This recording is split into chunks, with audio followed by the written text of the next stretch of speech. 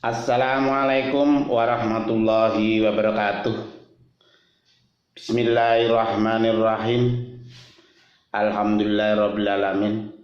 Pada kesempatan kali ini kita bisa berjumpa bersama guru PPKN, khususnya PPKN kelas 9 yang saat ini adalah belajar dari rumah atau BDR dikenalnya.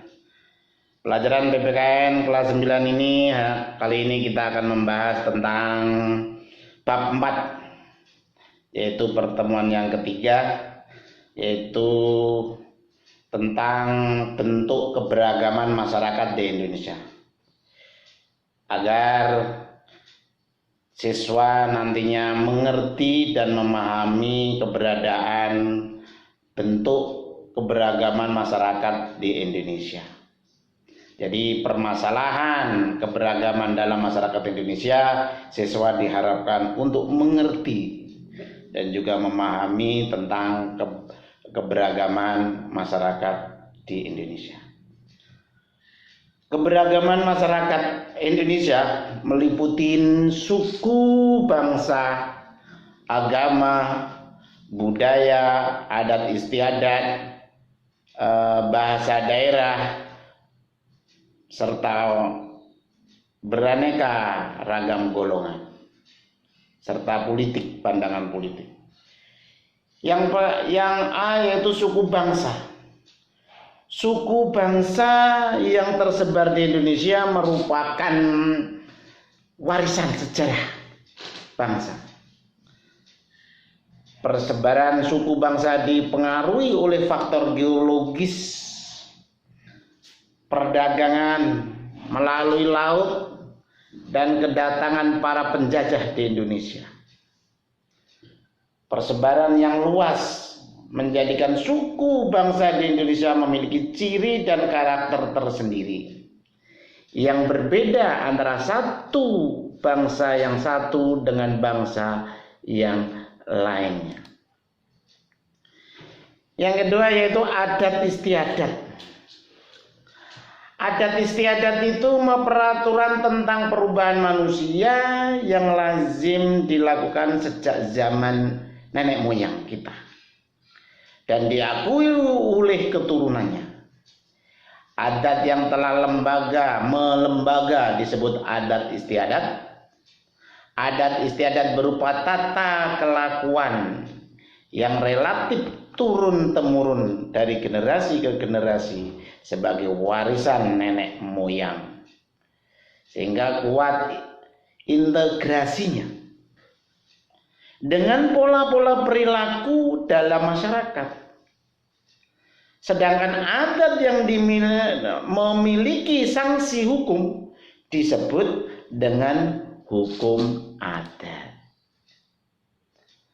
Bangsa Indonesia memiliki kekayaan adat istiadat yang beraneka ragam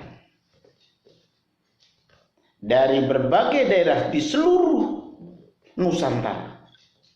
Bahkan seorang ahli hukum adat Indonesia, yaitu Mr. Van Vollenhoven, mengungkapkan tentang sistem lingkungan hukum adat istiadat yang mengklarifikasi dari sekian ratusan adat di Indonesia menjadi 19 lingkaran hukum adat atau suku bangsa, yaitu suku bangsa Aceh, Alas,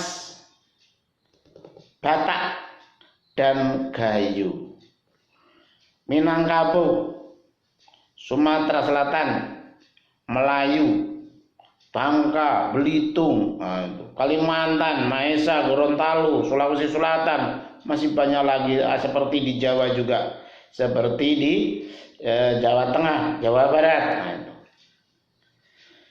Jadi setiap suku bangsa memiliki adat istiadat dan ciri khasnya masing-masing yang berbeda antara satu bangsa satu dengan yang lainnya.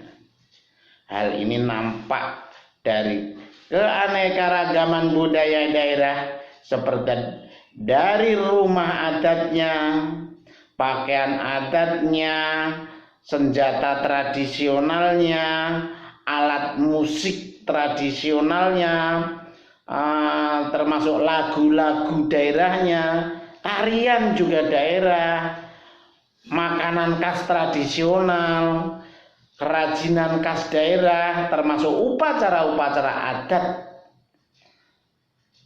yang ada di Indonesia.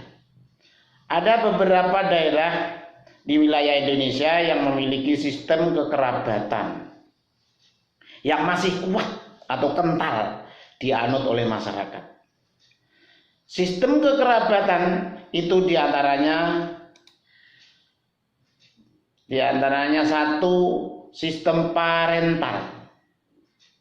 Sistem parental ini adalah sistem kekerabatan menarik garis keturunan dari kedua belah pihak, ayah dan ibu. Kedudukan laki-laki dan perempuan sama.